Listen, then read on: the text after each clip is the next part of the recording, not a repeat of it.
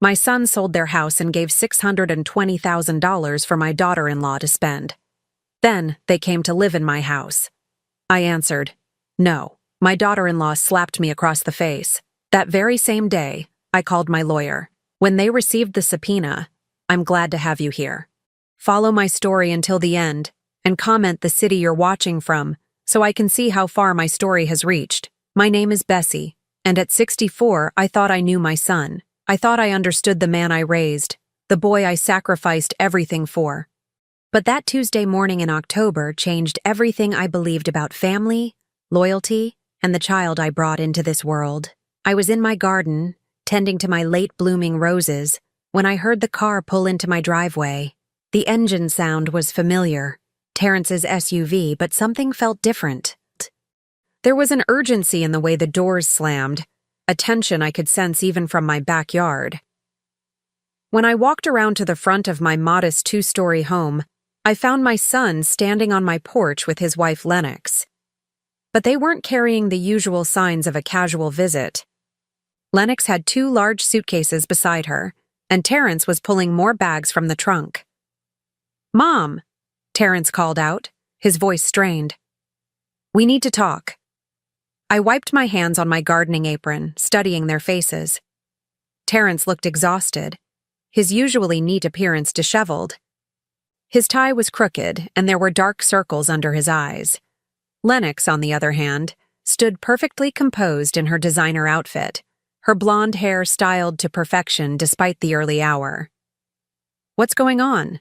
I asked, unlocking my front door. "Is everything all right?" They followed me inside, their footsteps echoing on my hardwood floors. I noticed Lennox's sharp eyes scanning my living room, taking inventory of my furniture, my decorations, as if calculating something. "Mom, we have something to tell you," Terrence began, settling heavily into my old recliner, the same chair where his father used to sit before he passed 5 years ago. I poured myself a cup of coffee from the pot I'd made earlier, my hands steady despite the growing unease in my chest. "I'm listening." Terrence glanced at Lennox, who gave him an almost imperceptible nod. "We sold the house." The words hung in the air like smoke. I set my coffee cup down carefully, the ceramic making a soft clink against the saucer. "Which house?" I asked, though something deep in my stomach already knew the answer. "Our house," he said. "The one on Maple Street. The one on Maple Street. The beautiful colonial I had helped them buy. The house where I'd contributed $40,000 from my retirement savings for the down payment.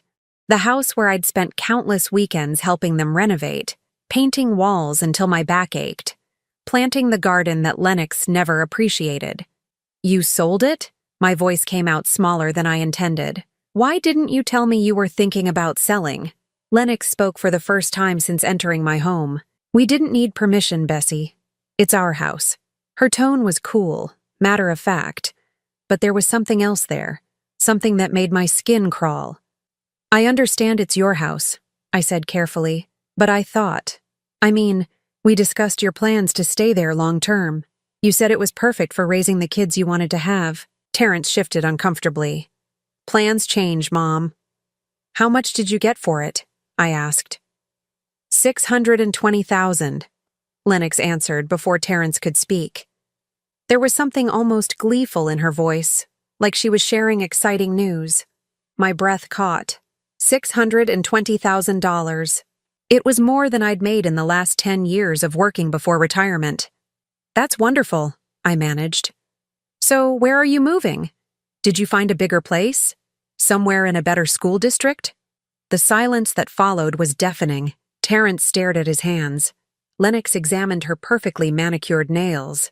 "Actually, Mom," Terrence finally said, "we were hoping we could stay here, with you, just temporarily, while we figure things out." I blinked, certain I'd misheard. "Stay here?" "It would just be for a little while," he rushed to explain. "Maybe a few months, we wouldn't be any trouble." "But what happened to the money from the sale?" I asked. Another silence. This one felt heavier, more dangerous. "Well," Lennox said, smoothing her skirt, "I had some expenses, things I needed to take care of." "What kind of expenses?" "Personal things," she said, her tone suggesting the conversation was over. But I wasn't ready to let it go. Lennox, you just sold a house for over $600,000. What could possibly— I bought some jewelry, she interrupted, and some clothes.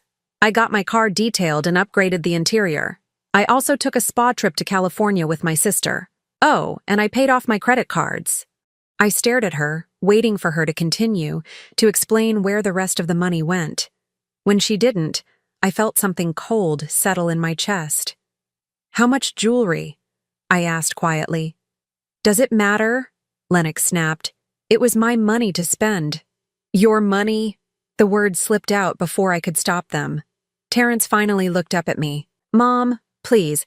We just need a place to stay while we get back on our feet. Get back on your feet? I repeated. Terrence, you just had over $500,000. How are you not on your feet? It's complicated, he mumbled.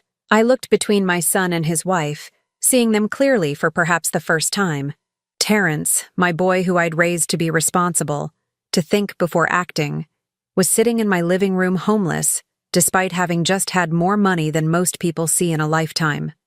And Lennox, who had never worked a day since marrying my son, was sitting there in what looked like a brand new outfit that probably cost more than my monthly Social Security check. Where did all the money go, Lennox? I asked again, my voice firmer this time. She rolled her eyes.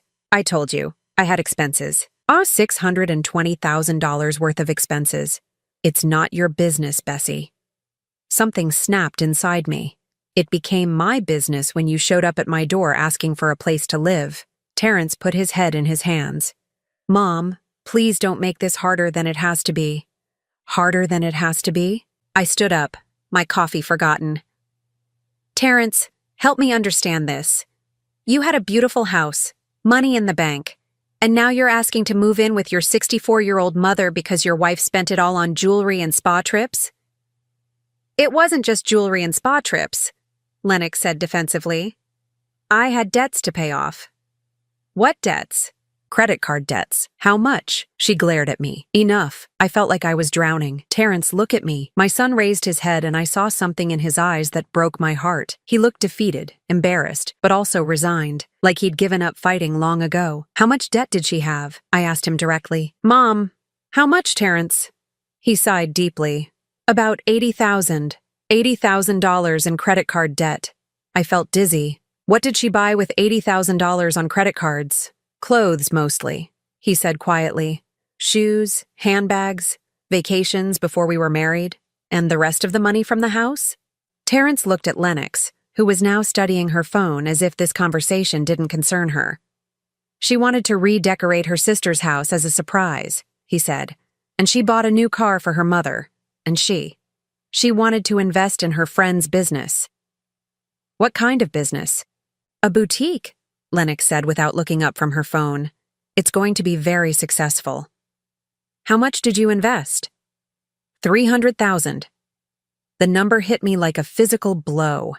$300,000 invested in a friend's boutique by a woman who had never run a business, never held a job, never shown any interest in anything beyond shopping and spa treatments. So let me get this straight, I said, my voice barely above a whisper. You sold your house for $620,000. $80,000 went to pay off Lennox's credit card debts. $300,000 went to invest in her friend's boutique. What happened to the rest? I told you, Lennox said, finally looking up from her phone with irritation. I had expenses. The jewelry, the spa trips, the car detailing, some furniture for the boutique, gifts for my family. Things add up. I calculated quickly in my head. Even being generous with her expenses, there should have been at least $50,000 left, maybe more. Where's the rest of the money? I asked. There is no rest, Lennox said. It's gone. Gone. Over $600,000. Gone in a matter of months on jewelry, spa trips, credit card debts, and a boutique investment that I was willing to bet would never see a profit. I sank back into my chair, feeling every one of my 64 years settling into my bones. This wasn't just about money. This was about the son I'd raised, the values I'd tried to instill in him, and the woman who had somehow convinced him to throw it all away. So now you want to live here, I said. Just temporarily, Terrence repeated. I looked around my small home. 2 bedrooms, 1 bathroom, a tiny kitchen. I'd worked for 30 years to pay off this house, to have a place that was mine, where I could live out my retirement in peace. And what's your plan? I asked. How do you intend to get back on your feet? Terrence and Lennox exchanged a look. Well, Lennox said, Terrence will keep working, obviously. And I'm sure the boutique will start turning a profit soon. And if it doesn't, she shrugged, then we'll figure something else out. I stared at this woman who had convinced my son to sell his house and spend over $500,000 in a few months, and who was now sitting in my living room with the casual confidence of someone who expected to be taken care of. No, I said quietly. What? Terrence looked up sharply. I said no. You can't stay here. The temperature in the room seemed to drop 10 degrees. The word no hung in the air between us like a challenge. I watched my son's face crumble, but it was Lennox's reaction that truly unsettled me. Her perfectly composed mask slipped for just a moment, revealing something cold and calculating underneath. Mom, you can't be serious, Terrence said, his voice rising. We're family. Yes, we are family, I replied, my voice steadier than I felt. Which is why I'm not going to enable this disaster you've created. Lennox set her phone down on my coffee table with deliberate force. Enable what disaster, Bessie? My husband made a business decision. Not every investment pays off immediately. Business decision? I couldn't keep the incredulity out of my voice. Spending $600,000 on jewelry, spa trips, and your friend's boutique is not a business decision, Lennox. It's reckless spending. How dare you judge how I spend my money? She snapped, her composure finally cracking. It wasn't your money, I said quietly. It was the equity in a house that my son worked for, that I helped purchase. Terrence stood up abruptly, pacing to my front window. Mom, we wouldn't ask if we had anywhere else to go. What about Lennox's family?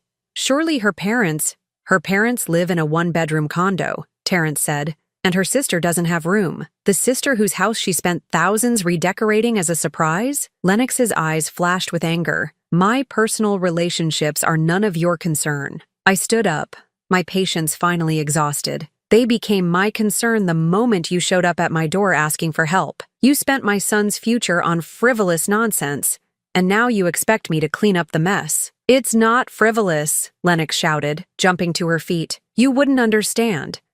You've lived in this tiny house your whole life, wearing the same old clothes, driving the same old car.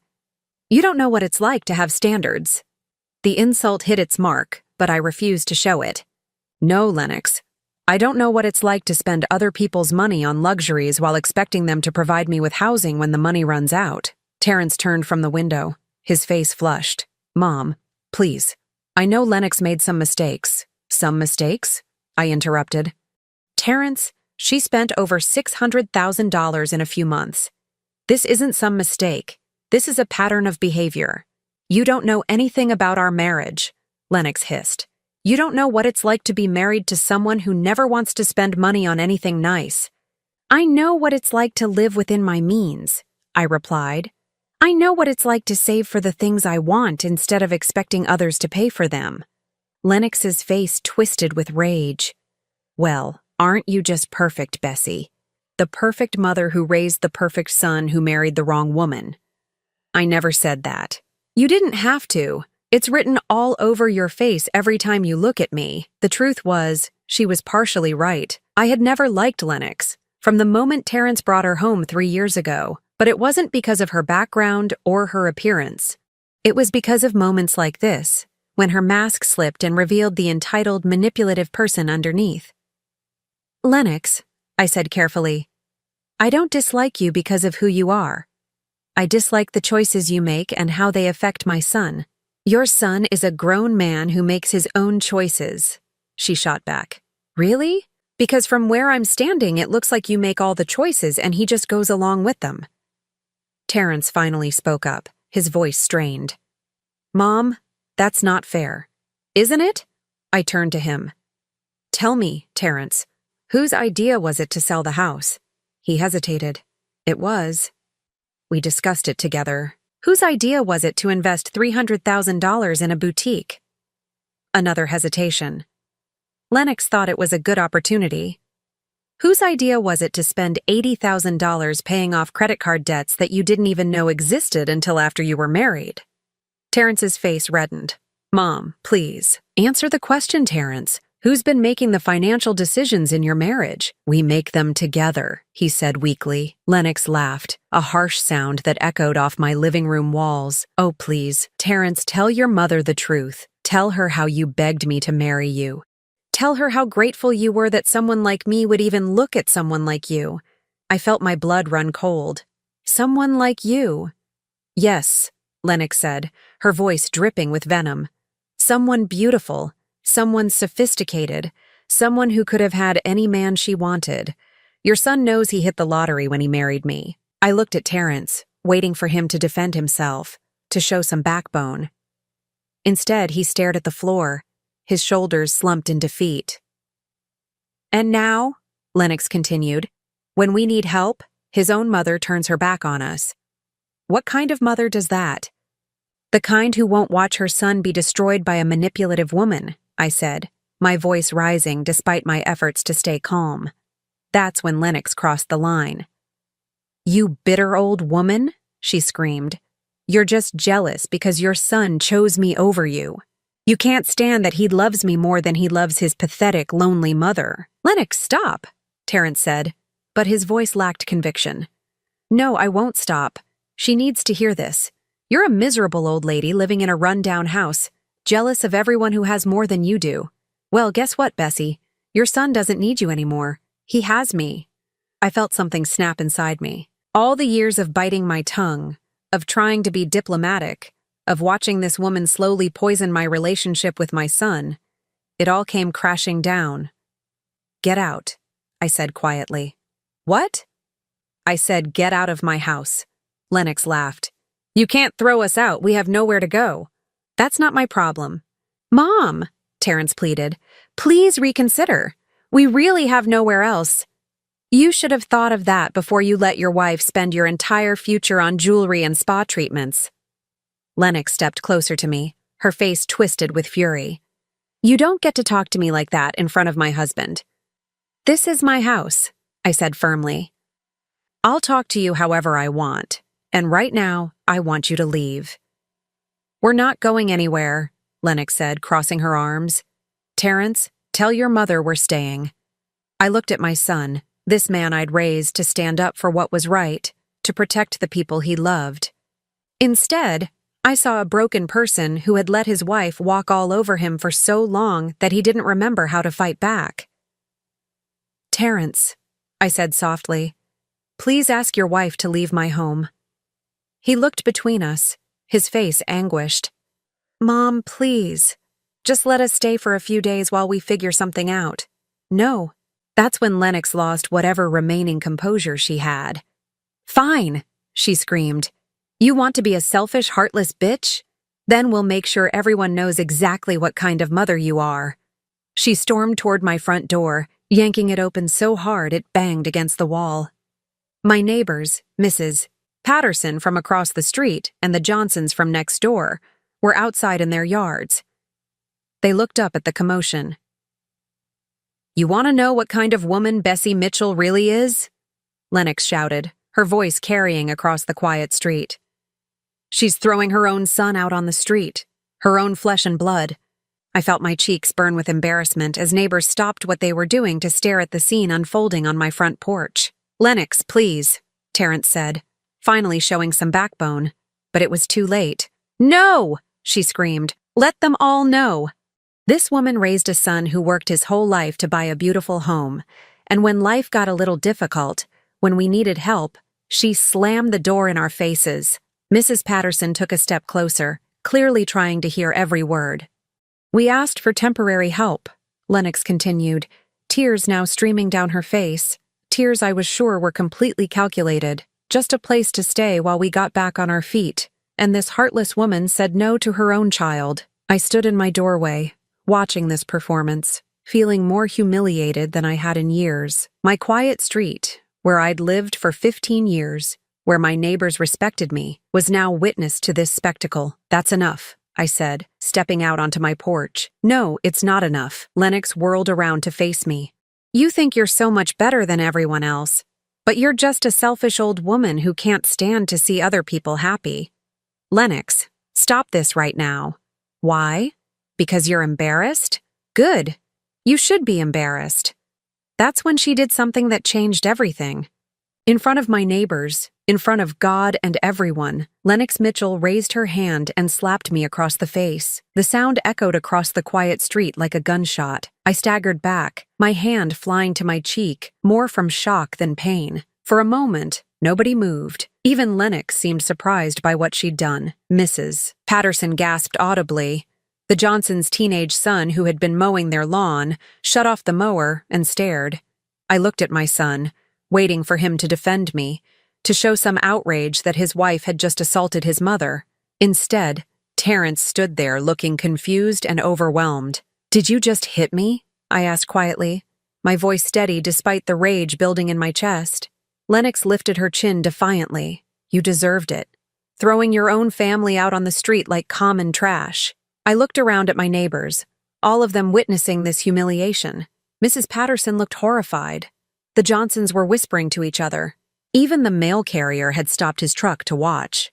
"Terrence," I said, my voice barely above a whisper, "your wife just assaulted me in front of the entire neighborhood." He opened his mouth as if to speak, then closed it again. "And you're going to stand there and let her." "Mom, she's upset. She didn't mean to slap me in the face?" Lennox stepped between us. "Don't try to make this about you being a victim, Bessie. You brought this on yourself."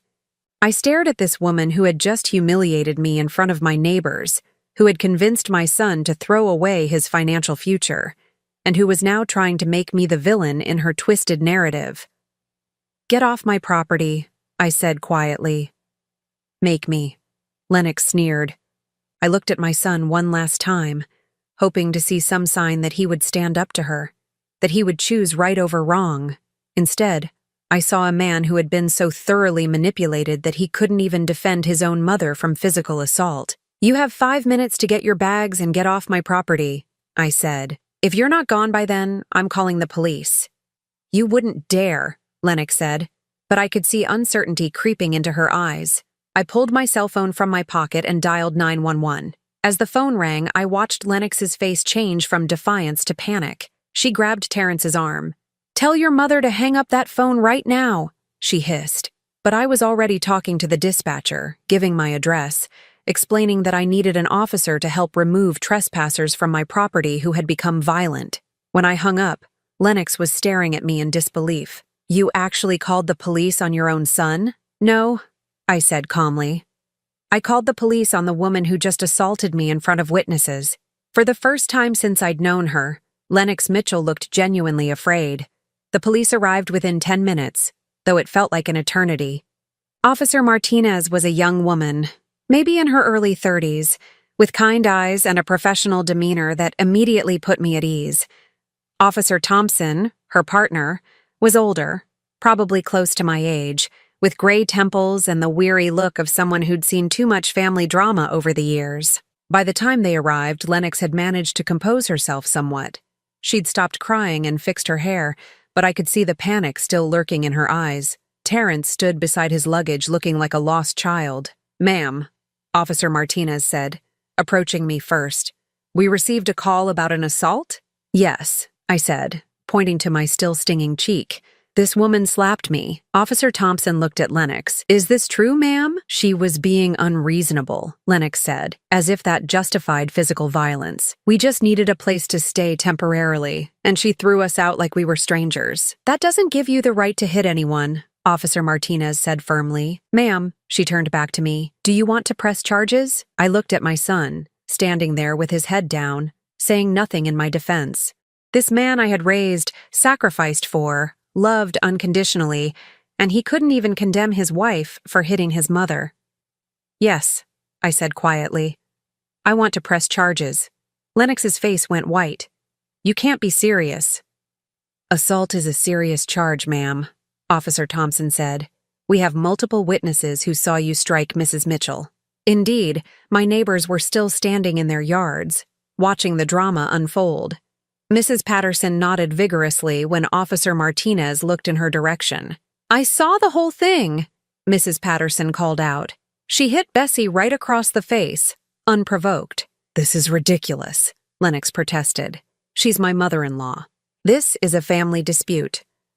"Family or not," Officer Martinez said, "assault is assault. You'll need to come with us." As they led Lennox toward the patrol car, she turned back to Terrence. "Don't just stand there. Do something." But Terrence seemed frozen, watching his wife being arrested on his mother's front lawn. He looked at me with something that might have been accusation. "Mom, did you really have to?" "Yes," I said before he could finish. "I really had to. Your wife assaulted me in front of the entire neighborhood, and you stood there and did nothing. She's my wife, and I'm your mother, but apparently that doesn't mean anything anymore." Officer Thompson approached with a clipboard. "Mrs. Mitchell, we'll need you to come down to the station to give a formal statement. Can you do that this afternoon?" "Of course." As the police car pulled away with Lennox in the back seat, Terrence loaded his luggage back into his SUV. He moved slowly, like a man in shock. "Where will you go?" I asked, despite everything. He shrugged. "I don't know. Maybe a hotel for tonight." "With what money?" The question hung in the air between us. We both knew he couldn't afford a hotel indefinitely. We both knew this was just the beginning of his problems. "Terrence," I said softly, "this doesn't have to be the end. If you leave her, if you admit that this whole situation is wrong, we can work through this." He looked at me with tired eyes. "She's my wife, Mom. I can't just abandon her." "She abandoned you the moment she spent your future on jewelry and spa trips." "It's not that simple." "Yes, it is. It's exactly that simple." He climbed into his SUV without another word and drove away, leaving me standing on my front porch feeling more alone than I had since my husband died. The rest of the day passed in a blur. I gave my statement at the police station, detailing not just the assault, but the entire confrontation. The officer taking my statement, Detective Reynolds, was thorough and professional. "Mrs. Mitchell," she said when we were finished, "I have to ask, is this the first time your daughter-in-law has been physically aggressive with you?" I considered the question. "Yes, physically, but she's been emotionally manipulative for years. Can you elaborate on that?" I told her about the gradual isolation from my son, how Lennox always seemed to schedule their visits during times she knew I couldn't make it, how she'd convinced Terrence to skip family gatherings and holidays. I explained how she'd slowly turned my son against me, making him believe that his mother was overly critical and interfering. "And the financial situation?" Detective Reynolds asked. "You mentioned that they sold their house and spent the money." "Over $600,000, I said. "Gone in a matter of months." Detective Reynolds whistled low. "That's a lot of money to go through that quickly. She has expensive tastes and no concept of living within her means. And your son went along with this?" I sighed. "My son has been completely manipulated by this woman. He can't see what she's doing to him, to his future, to our family." That evening, alone in my house, I sat at my kitchen table with a cup of tea and really thought about my situation for the first time. Pressing charges against Lennox was just the beginning. She would be back. They would both be back. And next time, they might not be so direct about their demands. I thought about the house on Maple Street, the one I'd helped them buy. $40,000 from my retirement savings, money I'd worked decades to accumulate, money that had essentially been flushed away along with the rest of their equity. But then I remembered something. When they'd bought the house, there had been paperwork. Lots of paperwork. And because I'd contributed such a significant portion of the down payment, the real estate attorney had insisted on certain protections. I went to my file cabinet and pulled out the folder labeled Terrence House Purchase. Inside were copies of all the documents from the sale, including something I'd nearly forgotten about, a promissory note. The attorney had insisted on it when I'd given them the $40,000. "Mrs. Mitchell," he'd said at the time, "I strongly recommend that this be structured as a loan rather than a gift. It protects your interests and ensures that your son understands the gravity of accepting such a large sum." At the time, I'd protested. I didn't want to make it alone. I wanted to help my son. But Terrence himself had insisted. "Mom, I want to pay you back. This should be official." The promissory note was clear. $40,000 to be repaid at 5% annual interest, with payments beginning 1 year after the purchase date. The loan was secured by the property itself, meaning I had a legal interest in the house. But they'd sold the house without paying me back, without even mentioning the outstanding loan. I picked up my phone and dialed the number for James Crawford, the attorney who'd handled the original purchase. His secretary told me he could see me the next morning. That night, I barely slept. I kept thinking about Terrence as a little boy, how he used to crawl into my bed during thunderstorms, how proud he'd been when he'd graduated from college, how he'd cried at his father's funeral and promised he'd always take care of me. Where had that boy gone? How had he become this man who stood silent while his wife assaulted his mother? The next morning, I dressed carefully in my best suit and drove to James Crawford's office. He was a distinguished man in his 60s, with silver hair and the kind of presence that commanded respect. "Mrs. Mitchell," he said, shaking my hand warmly. "I was sorry to hear about your troubles. Please sit down and tell me what's happened." I explained the entire situation, the house sale, the squandered money, the assault, the arrest. James listened without interruption, occasionally making notes on a legal pad. When I finished, he leaned back in his chair and studied me carefully. "Bessie," he said, "do you understand that you have significant legal recourse here?" "What do you mean?" "The promissory note securing your $40,000 loan was recorded as a lien against the property. When your son sold the house without satisfying that debt, he violated the terms of the note. You have grounds for both breach of contract and conversion." I felt a flutter of something in my chest. Not quite hope, but something stronger than resignation. "What does that mean in practical terms?" "It means you can sue for the full amount of the loan plus interest, plus damages. And because the debt was secured by real property, you may be able to attach other assets to satisfy the judgment." "What other assets?" James smiled grimly. "Well, let's see what your son and daughter-in-law have left after their spending spree." Over the next hour, James explained my options in detail. I could file a civil lawsuit seeking repayment of the loan plus interest and damages. I could also pursue criminal charges for theft by conversion, since they'd sold property that was partially mine without my consent. "But James," I said, "I don't want to destroy my son's life. I just want him to understand that actions have consequences. Sometimes, Bessie, the kindest thing you can do for someone you love is to stop protecting them from the consequences of their choices." I thought about that as I drove home. Was I protecting Terrence by allowing Lennox to manipulate him? Was I enabling his poor decisions by always being there to catch him when he fell? By the time I got home, I'd made my decision. I called James Crawford and told him to file the lawsuit, not just against Lennox, but against both of them. They were married, they'd made the decision together to sell the house, and they would face the consequences together. Then I did something else. I called a locksmith and had all my locks changed. I installed a security system with cameras that would record anyone who approached my property. I wasn't going to be caught off guard again. That afternoon, Terrence called. "Mom, Lennox made bail. We need to talk." "No, we don't." "Mom, please. She's sorry about hitting you. She was just upset." "Terrence, your wife stole $40,000 from me and then assaulted me when I refused to house you both after you squandered over $500,000. There's nothing to talk about." "What do you mean stole $40,000? I explained about the promissory note, about the lien on the house, about the lawsuit I'd filed that morning. The silence on the other end of the phone stretched so long I thought he might have hung up. "Mom," he finally said, his voice shaking, "you can't sue us. We're family." "You're right, Terrence. We are family. Which is why what you did hurts so much worse than if a stranger had stolen from me. We didn't steal from you. You sold a house that had a $40,000 lien on it without paying me back. What would you call that?" Another long silence. "How much are you suing for?" $40,000 plus 3 years of interest, plus legal fees, plus damages for conversion and breach of contract. My attorney estimates the total at around $60,000. We don't have $60,000. You should have thought of that before you let your wife spend your entire future on jewelry and spa treatments.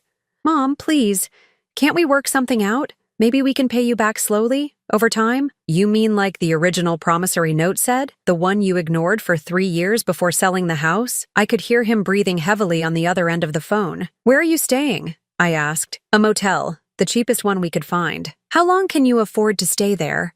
Maybe a week. 2 weeks if we're careful. And then what? I don't know, Mom. I really don't know. For a moment, I almost weakened. This was my son, my baby, and he sounded so lost and scared. But then I remembered Lennox's hand striking my face, and my resolve strengthened. Terrence, I love you. I have always loved you, and I always will. But I will not be manipulated, stolen from, or assaulted. If you want a relationship with me, you need to take responsibility for your choices and the consequences that come with them. What does that mean? It means you need to decide what's more important to you, your relationship with your wife or your relationship with your mother, because right now, you can't have both. I hung up before he could respond, my hands shaking as I set the phone down. Outside, the sun was setting over my quiet neighborhood. Patterson was watering her flowers, and the Johnson boy was riding his bicycle in circles in their driveway. Everything looked normal, peaceful. But I knew that nothing would ever be normal again. Tomorrow, Terrence and Lennox would receive the legal papers.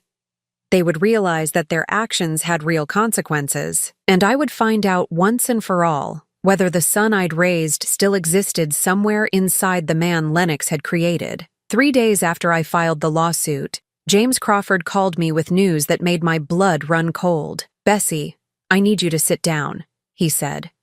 My investigator has been looking into your daughter-in-law's background, and we've uncovered some things you need to know. I was already sitting at my kitchen table, but I gripped the phone tighter. What kind of things? Lennox has a pattern of this behavior. Before she married your son, she was engaged to 2 other men. Both relationships ended when the men discovered she'd been using their credit cards without permission. In one case, she ran up over $50,000 in debt before the man found out. My heart sank. Does Terrence know this? I don't think so.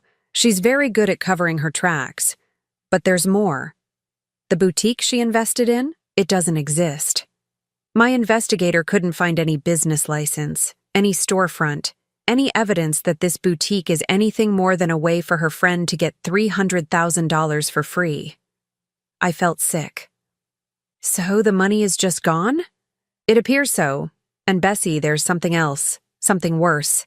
I braced myself. She's been having an affair for at least 6 months, possibly longer. The man is married, wealthy, and she's been using your son's money to fund their relationship. The expensive jewelry, the spa trips, the car detailing, it was all part of maintaining her relationship with this other man. The room spun around me. I gripped the edge of the table to steady myself. My son, my decent, hard-working son, had been completely destroyed by a woman who was using him as an ATM while cheating on him with someone else. Does my son know about the affair? I don't believe so. But Bessie, the man she's been seeing, he's ending the relationship. My investigator spoke to his wife, who found out about the affair and gave him an ultimatum. That's why Lennox is suddenly desperate for money and a place to stay. Her sugar daddy cut her off. I closed my eyes, processing this information. Everything made sense now. The sudden urgency to sell the house, the reckless spending spree, the desperation when I refused to let them stay with me. Lennox wasn't just irresponsible with money. She was a predator who had systematically destroyed my son's life to fund her affair. What do we do with this information? I asked. We use it. In the lawsuit, we can argue that the money was obtained through fraud and deception. We can also use it to ensure your son understands exactly who he married. That afternoon, the process server delivered the legal papers to the motel where Terrence and Lennox were staying. I knew because Terrence called me 30 minutes later, his voice shaking with rage. Mom, what the hell is this? It's a lawsuit, Terrence. I told you I was going to file it. $67,000? You're suing us for $67,000? That's what you owe me, plus interest, plus legal fees, plus damages. We don't have $67,000. I know. That's what happens when you steal from family to fund a lifestyle you can't afford. We didn't steal from you. Terrence, you sold a house that had a $40,000 lien on it without paying me back. In legal terms, that's conversion of secured property. I could hear Lennox in the background, screaming something I couldn't quite make out. She wants to know if you've lost your mind, Terrence said. Tell your wife that I'm completely sane. I'm also completely done being stolen from and assaulted. Mom, please, can't we work something out? Maybe we can— No, Terrence. The time for working things out was 3 years ago when you first missed a payment on the promissory note, or it was 6 months ago when you decided to sell the house, or it was last week when you showed up at my door asking for help after squandering over $500,000. The time for working things out has passed. What do you want us to do? We're living in a motel. I want you to get jobs and start taking responsibility for the mess you've made. Lennox can't work. She's never had a job. Then it's time for her to learn. Mom, you don't understand. She's not capable of working some minimum wage job. She's what, Terrence? Too good to work? Too special to contribute to her own survival? The silence stretched between us. Finally, Terrence spoke, his voice quieter now. She says she'll countersue, for emotional distress or something. I almost laughed. Let her try. I have witnesses to her assaulting me, and I have documentation of every dollar she stole. What does she have? More screaming in the background. Then Terrence came back on the line. She wants to know why you're doing this to us, because you both need to learn that actions have consequences. And Terrence, there's something else you need to know about your wife. What? I hesitated. This was the moment of truth. The moment when I would either save my son or lose him forever. She's been having an affair. The silence that followed was deafening. I could hear my own heartbeat in my ears. What did you say? Lennox has been having an affair for at least 6 months. The man is wealthy and married. She's been using your money to fund their relationship. That's not true. It is true. My attorney hired an investigator. We have proof. You hired an investigator to spy on my wife? I hired an investigator to find out where $600,000 went. The affair was just what we discovered in the process. More silence. Then, in the background, I heard Lennox's voice clearly for the first time. What is she saying? What lies is she telling you about me? She says you're having an affair, Terrence said, his voice hollow. The explosion that followed was audible even through the phone. Lennox screamed denials, accusations, threats. She called me every name in the book and a few I'd never heard before. Terrence, I said quietly, ask her about Richard Hawthorne. The screaming stopped abruptly. Who is Richard Hawthorne? Terrence asked. Ask your wife. I heard muffled conversation. Then Terrence came back on the line. She says she doesn't know anyone by that name. He's 52 years old, owns a construction company, drives a black Mercedes. He's been paying for her jewelry and spa trips for months. His wife found out about the affair last week and made him end it. The phone went quiet again. This time, the silence stretched for almost a full minute. Terrence, are you there? How do you know all this? Because I hired professionals to find out where your money went. And what we discovered is that your wife has been systematically destroying your life to fund an affair with a married man who just dumped her. She's saying it's not true. Of course she is. What did you expect her to say? She's crying now. She's manipulating you. Again. Mom, I can't. I need to think. Think about this, Terrence. Think about how she convinced you to sell your house without discussing it with me first, even though I had a legal interest in the property. Think about how she spent $600,000 in a few months while you were at work, trusting her to make responsible decisions. Think about how she slapped your mother in front of the entire neighborhood and then expected you to defend her. I'm hanging up now. Terrence, wait! But the line went dead. I sat in my kitchen staring at the phone, wondering if I'd just saved my son or lost him forever. Either way, I'd told him the truth. What he did with that information was up to him. The next morning, James Crawford called again. Bessie, I have an update. Your son called my office this morning. He wants to meet. Meet about what? He didn't say specifically, but he sounded different. Defeated, maybe. Or awakened. It's hard to tell. We arranged to meet at James's office that afternoon. I arrived early, nervous about seeing Terrence again. When he walked in, I barely recognized him. He'd always been thin, but now he looked gaunt. His clothes hung loosely on his frame, and there were dark circles under his eyes that made him look 10 years older. "Hello, Mom," he said quietly, taking the chair across from me. "Hello, Terrence." James sat behind his desk, legal pad ready. "Terrence, you said you wanted to discuss the lawsuit?" "I want to know exactly what my wife has done," Terrence said. "I want to see all the evidence." For the next hour, James laid out everything his investigator had discovered. The affair with Richard Hawthorne, documented through hotel receipts and credit card statements. The fake boutique investment that was nothing more than a way to funnel money to Lennox's friend. The pattern of financial deception with previous boyfriends. The mounting credit card debt that Terrence hadn't known about. With each revelation, I watched my son shrink further into his chair. By the time James finished, Terrence was staring at his hands, silent tears streaming down his face. "Where is she now?" I asked gently. "At the motel. She doesn't know I'm here." "What are you going to do?" Terrence looked up at me with red-rimmed eyes. "I don't know, Mom. I honestly don't know. My whole life, everything I thought I knew about my marriage, about my wife. It's all been a lie. I'm sorry, sweetheart. I truly am.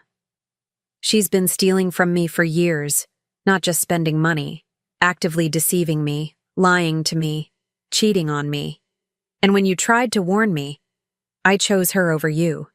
You were manipulated by someone who's very good at manipulation. It's not your fault, isn't it? I'm 35 years old, Mom. I should have seen the signs. I should have questioned why she never wanted to work, why she always needed more money, why she was so eager to sell the house." James cleared his throat. "Terrence, the question now is what you want to do about the lawsuit.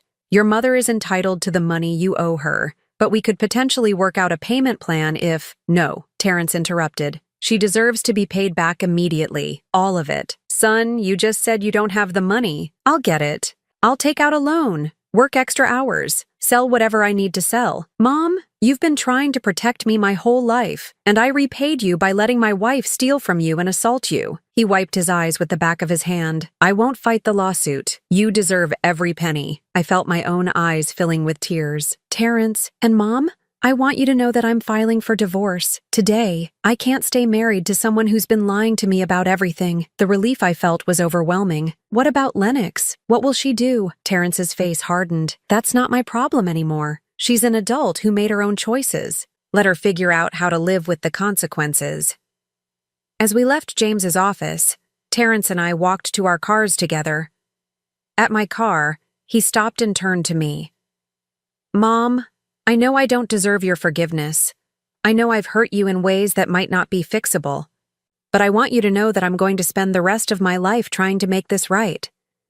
I reached out and touched his cheek, the way I used to when he was little and needed comfort.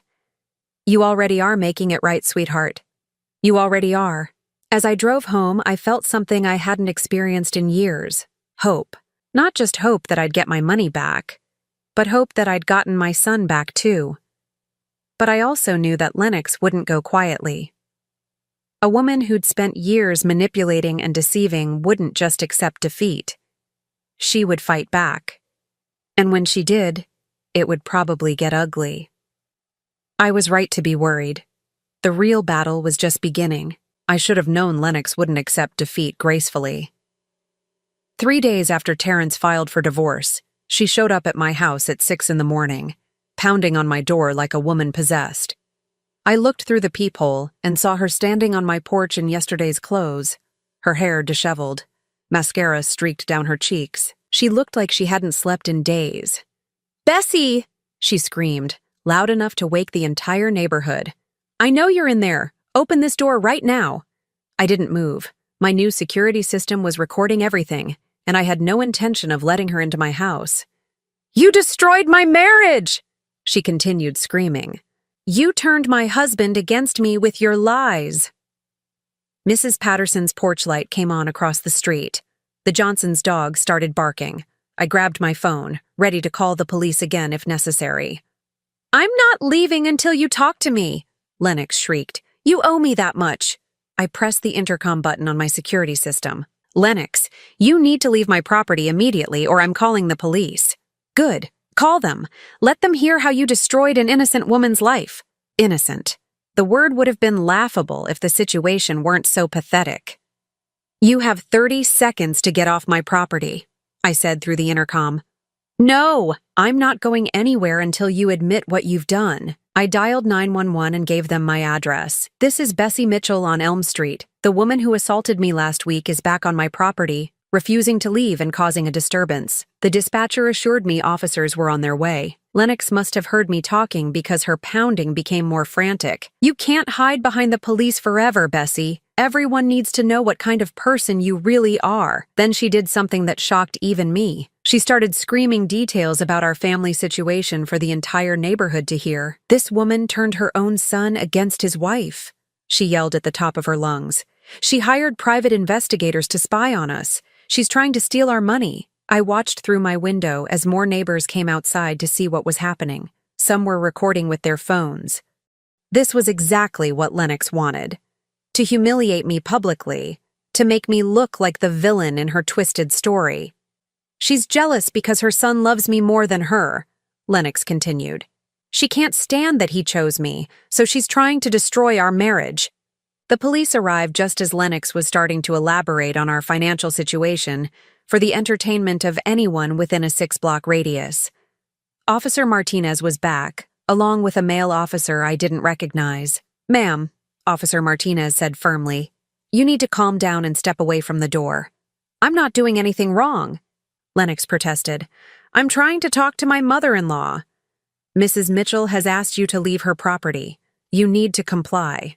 "She's destroying my family. She hired investigators to spy on me and my husband." The new officer, whose name tag read Johnson, stepped forward. "Ma'am, what Mrs. Mitchell does with her own money is not your concern. This is her property, and she has the right to ask you to leave. But she's lying about me. She's telling people I'm having an affair." Officer Martinez looked at her notepad. "Ma'am, are you Lennox Mitchell? The woman who was arrested here last week for assault?" "It wasn't assault. It was barely a tap." "You slapped Mrs. Mitchell in the face in front of multiple witnesses. That's assault." I watched from my window as Lennox's composure completely crumbled. She fell to her knees on my porch, sobbing dramatically. "Please," she begged, looking directly at my front door. "Please, Bessie. I have nowhere to go. Terrence kicked me out of the motel. He's filing for divorce. I don't have any money.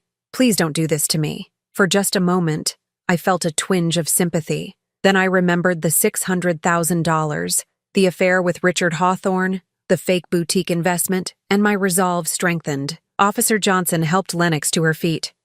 "Ma'am, you need to find somewhere else to go. If you come back here, you'll be arrested for trespassing." "Where am I supposed to go?" she wailed. "I don't have anywhere." "That's not Mrs. Mitchell's problem," Officer Martinez said firmly. "You have 5 minutes to get in your car and leave, or we're taking you in." After the police left with Lennox, I called Terrence. He answered on the first ring. "Mom, I heard. I'm so sorry. I told her to stay away from you. Where is she staying?" "I don't know. After I filed for divorce yesterday, I told her she had to leave the motel. I couldn't afford to keep paying for both of us to stay there." "And you have no idea where she went?" "She mentioned maybe staying with her friend, the one with the fake boutique, but honestly, Mom, I don't care. I'm done being responsible for her problems." I felt a surge of pride at hearing the strength in my son's voice. This was the Terrence I'd raised, the one who took responsibility for his actions and didn't make excuses for bad behavior. "How are you managing?" I asked. "I'm staying at a weekly motel across town. It's not fancy, but it's clean, and I can afford it while I figure out my next steps. I've been working overtime trying to save up money to pay you back." "Terrence, you don't have to—" "Yes, I do. Mom, I let my wife steal from you and then stood by while she assaulted you.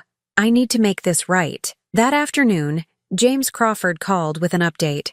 "Bessie, we have a problem. Lennox has hired an attorney. I thought she didn't have any money." She doesn't. But apparently she's found a lawyer willing to work on contingency. They're claiming that your lawsuit is harassment and that you're using the legal system to interfere in their marriage. I felt my blood pressure rise. That's ridiculous. I know it is, but we need to be prepared for a fight. They're also claiming that the promissory note was invalid because your family, and there was no real intention to collect on the debt. There was absolutely an intention to collect. That's why we made it official. I know that, and we can prove it. But Lennox's attorney is good at making bad cases sound reasonable. We need to document everything. Every interaction you've had with them, every payment that was missed, every attempt you made to work with them before filing suit. Over the next week, I compiled everything I could think of. Phone records showing how many times I'd called Terrence about missed payments, only to have Lennox answer and make excuses. Emails I'd sent asking about their financial situation. Receipts showing money I'd lent them over the years for various emergencies that were never repaid. The picture that emerged was clear. I hadn't been a vindictive mother-in-law trying to destroy their marriage. I'd been a concerned parent trying to help my son, only to be systematically deceived and stolen from. But Lennox wasn't finished. 2 days before our court date, she showed up at my workplace. I was a part-time bookkeeper for a small accounting firm, a job I'd taken after retirement to stay busy and supplement my Social Security. I was at my desk, working on month-end reports, when the receptionist called back to tell me I had a visitor. "She says she's your daughter-in-law," Jenny said. "Should I send her back?" My heart sank. "No. Tell her I'm busy and can't see visitors during work hours." A few minutes later, Jenny called again. "She's not leaving. She says she'll wait all day if she has to. She's making other clients uncomfortable." I sighed and walked to the front office. Lennox was sitting in the waiting area, dressed in her most expensive outfit, looking like she was ready for a business meeting rather than whatever confrontation she had planned. "Lennox, you need to leave. This is my workplace. I just want to talk," she said loudly enough for everyone in the office to hear. 5 minutes. That's all I'm asking." I could see my co-workers watching from their desks, curious about the drama unfolding in our usually quiet office. "We have nothing to discuss." "Please, Bessie. I know I made mistakes. I know I hurt you and Terrence. But I'm trying to make it right." The sincerity in her voice was so convincing that for a moment, I almost believed her. Then I remembered that this was the same woman who had looked me in the eye and lied about having affairs, spending money, and a dozen other things. "What do you want, Lennox?" "I want to settle the lawsuit. I want to make things right between us." "Fine. Pay me the $67,000 you owe me and I'll drop the suit." "You know I don't have that kind of money." "Then we have nothing to discuss." She stood up, moving closer to me. "Bessie, please. I made mistakes, but I don't deserve to have my life destroyed over them. You destroyed your own life when you decided to steal from family and cheat on your husband." The mask slipped for just a second, and I saw the real Lennox underneath, cold, calculating, dangerous. "Fine," she said quietly. "If that's how you want to play it, then that's how we'll play it. But don't think this is over. I know things about your precious son that would surprise you." "What kind of things?" She smiled, a cruel expression that made my skin crawl. "Let's just say Terrence hasn't been completely honest with you about everything."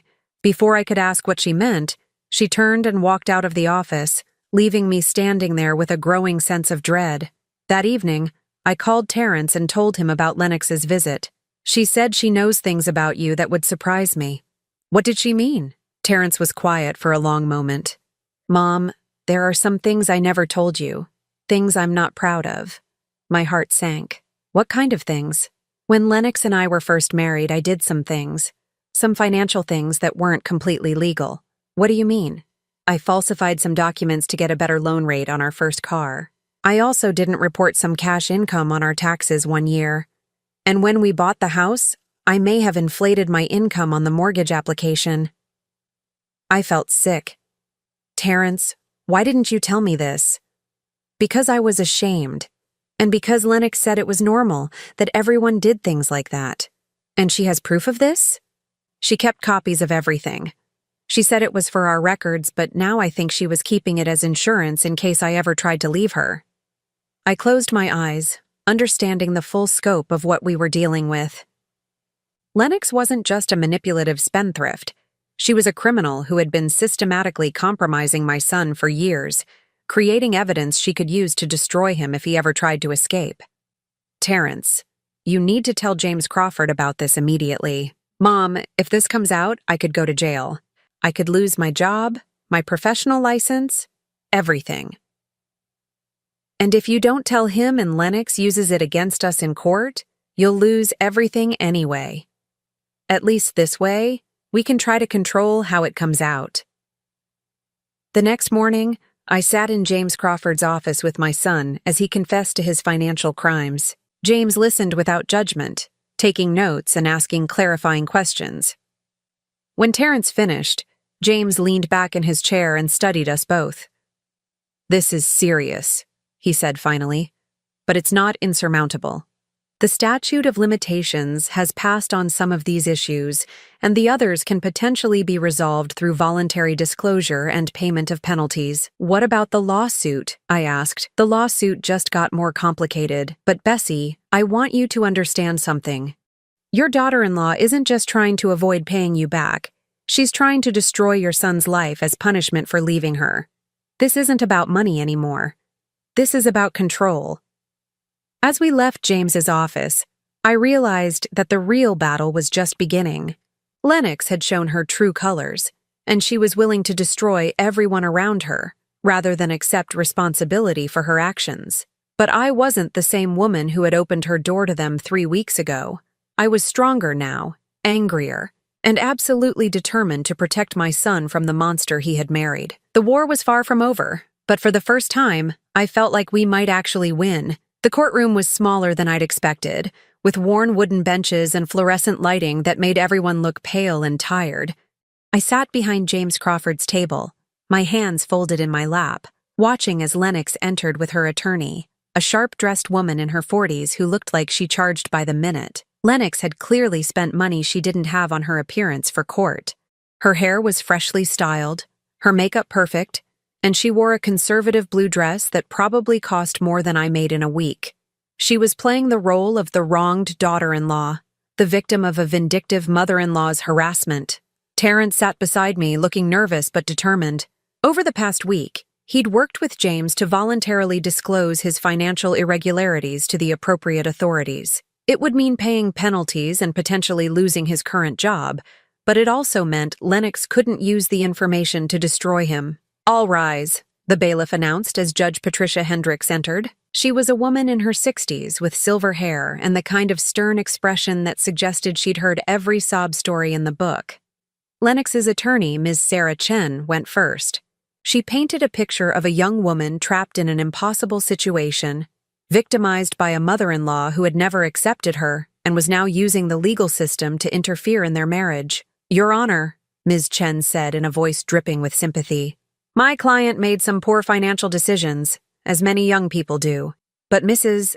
Mitchell's response has been disproportionate and vindictive. She hired private investigators to spy on my client, encouraged her son to file for divorce, and is now trying to extract money from a woman who has no means to pay. She made Lennox sound like an innocent victim who had maybe spent a little too much money on clothes, rather than a woman who had systematically stolen over $600,000 while conducting an affair." When it was James's turn, he methodically laid out the facts. The $40,000 loan, documented in a legally binding promissory note, the 3 years of missed payments, despite repeated attempts to collect, the sale of the house without satisfying the lien, the assault that had been witnessed by multiple neighbors. "Your Honor," James said, "this is not a case of a vindictive mother-in-law harassing her daughter-in-law. This is a case of a woman who has been systematically defrauded by someone who viewed her as an easy mark." Then he did something I wasn't expecting. He called Richard Hawthorne as a witness. I turned to see a middle-aged man in an expensive suit entering the courtroom, his face grim. He looked like he'd rather be anywhere else in the world. Under oath, Richard confirmed the affair. He testified that Lennox had told him she was getting divorced, that she had money from her family, and that she needed help maintaining her lifestyle during the separation. He had paid for jewelry, vacations, and expensive dinners, believing she was a wealthy woman going through a difficult divorce. "She told me her husband was abusive and that his mother was trying to steal her inheritance," Richard testified, not looking at Lennox. "She said she needed money to fight them in court." Lennox's face had gone completely white. Her attorney was frantically scribbling notes, clearly not having expected this testimony. "Did you know that Mrs. Lennox Mitchell was using money from the sale of her marital home to fund your relationship? James asked. No, I did not. If I had known, I never would have participated. And when did this relationship end? Last month. My wife discovered the affair and threatened to leave me if I didn't end it immediately. When James finished with Richard, Ms. Chen tried to minimize the damage. She argued that the affair was irrelevant to the financial dispute, that whatever mistakes Lennox had made in her personal life didn't negate the fact that the lawsuit was excessive. But Judge Hendricks looked unimpressed. When Ms. Chen sat down, the judge leaned forward and studied the paperwork in front of her. Ms. Mitchell, she said, addressing Lennox directly, do you dispute that you signed the promissory note agreeing to repay Mrs. Mitchell $40,000? No, Your Honor, but do you dispute that you failed to make any payments on this note for 3 years? The circumstances were, do you dispute that you and your husband sold the house that secured this loan without paying off the debt? Lennox's attorney stood up. Your Honor, my client was not personally responsible for— Sit down, counselor. I'm asking your client direct questions. Lennox looked like she was about to cry. Your Honor, I didn't understand the legal implications. Mrs. Mitchell, you're 32 years old. Are you claiming you didn't understand that borrowing money meant you had to pay it back? It wasn't supposed to be a real loan. It was family money. Judge Hendricks's expression grew even sterner. Mrs. Mitchell, do you see your signature on this promissory note? Yes, but did anyone force you to sign it? No, but then it's a real loan, regardless of your family relationship. The judge then turned her attention to the assault charge. She had Mrs. Patterson testify about what she'd witnessed, and the police officers who had responded to the call. When Ms. Chen tried to argue that it was just a family dispute that got out of hand, Judge Hendricks cut her off. Counselor, assault is assault. The relationship between the parties is irrelevant. Finally, James presented evidence of Lennox's spending patterns, the jewelry purchases, the spa treatments, the fake boutique investment. He showed how over $600,000 had been spent in less than 6 months, with no assets to show for it. Your Honor, James said, this isn't a case of poor financial management. This is a case of systematic fraud. Mrs. Lennox Mitchell used her husband's money to fund an extramarital affair while deliberately avoiding her legal obligations to my client. When both sides had presented their cases, Judge Hendricks called a brief recess. I went to the bathroom and splashed cold water on my face, trying to process everything I'd heard. The full scope of Lennox's deception was even worse than I'd imagined. When court resumed, Judge Hendricks had clearly made her decision. Mrs. Lennox Mitchell, she began, I have never seen such a clear-cut case of financial fraud and manipulation. You borrowed $40,000 from your husband's mother, agreed to specific repayment terms, then spent 3 years avoiding your obligations while spending over $600,000 on personal luxuries and an extramarital affair. Lennox started crying, but Judge Hendricks wasn't finished. When confronted about your behavior, you physically assaulted the woman you had stolen from and attempted to manipulate the legal system to avoid the consequences of your actions. She turned to her paperwork. I am ruling in favor of the plaintiff. Mrs. Lennox Mitchell, you are ordered to pay Mrs. Bessie Mitchell the full amount of $67,000 within 30 days. If you fail to comply, I will authorize wage garnishment and asset seizure. Lennox's sobbing grew louder. Furthermore, Judge Hendricks continued, I am forwarding this case to the district attorney's office for potential criminal fraud charges. The systematic deception and theft demonstrated in this case goes far beyond a civil matter. Ms. Chen stood up quickly. Your Honor, my client has no assets with which to pay this judgment. Then your client should have thought about that before spending over $600,000 on jewelry and spa treatments. This court will not reward financial fraud with sympathy. As we left the courthouse, Lennox was still crying in the hallway, her attorney trying to calm her down. She looked at me with pure hatred. This isn't over, she hissed as I walked past. You think you've won, but this isn't over. I stopped and looked at her, really looked at her, for what I knew would be the last time. Yes, Lennox, I said quietly, it is over. It's been over since the moment you raised your hand to me. 3 months later, I was sitting on my back porch, watching the sun set over my garden, when Terrence called. Mom, I have news. Lennox's friend, the one with the fake boutique, was arrested today for fraud. Apparently, Lennox wasn't her only victim. She'd been running investment scams for years. Will that help you get any of the money back? Probably not. The money's gone. But it means Lennox might be facing criminal charges too if they can prove she knew it was a scam. And how are you doing? Better. I found a new job. It pays less than my old one, but it's honest work. And they knew about my legal issues when they hired me. I'm in a small apartment now, nothing fancy, but it's mine. Are you happy? There was a long pause. You know what, Mom? I think I am. For the first time in years, I wake up in the morning and don't have to wonder what financial disaster is waiting for me. I know exactly how much money I have, exactly what I owe, exactly what I can afford. It's liberating. What about the $67,000 you owe me? I've been making payments every month, just like I promised. It'll take me a few years, but I'll pay back every penny. Terrence, you don't have to. Yes, I do. It's not just about the money, Mom. It's about showing you that I'm the man you raised me to be. After I hung up, I sat in the gathering darkness, thinking about the past few months. I'd gotten my money back. Well, most of it. More importantly, I'd gotten my son back. Lennox was facing criminal charges in 3 different jurisdictions. Richard Hawthorne's wife had filed for divorce and was seeking half of everything he owned. The fake boutique investigation had expanded into a multi-state fraud case. Everyone who had participated in the deception was facing consequences, while I was sitting peacefully in my garden, surrounded by the life I'd built through honest work and careful saving. My phone buzzed with a text message from an unknown number. I almost didn't read it, but something made me look. I know where you live. This isn't over. I looked at the message for a long moment, then blocked the number and deleted the text. Lennox could threaten me all she wanted from whatever jail cell or courtroom she was facing. I had cameras, I had security, I had the law on my side, and I had the unshakable knowledge that I had done the right thing. A year later, I sold my house and moved to a retirement community in Arizona. It was warm and peaceful, with a garden club and a book club and neighbors who had lived full lives and appreciated simple pleasures. I bought a small condo with a view of the mountains and spent my mornings tending to my new garden and my afternoons reading by the pool. Terrence visited twice a month, flying out from Chicago where he'd found steady work and genuine friends. He never mentioned Lennox, and I never asked. Some chapters in life need to be closed completely before new ones can begin. One evening, as I was watering my roses, my neighbor Margaret called over the fence. "Bessie, there's someone at your door. A young woman. She looks upset." My heart skipped a beat, but when I walked around to the front of my condo, I saw it wasn't Lennox.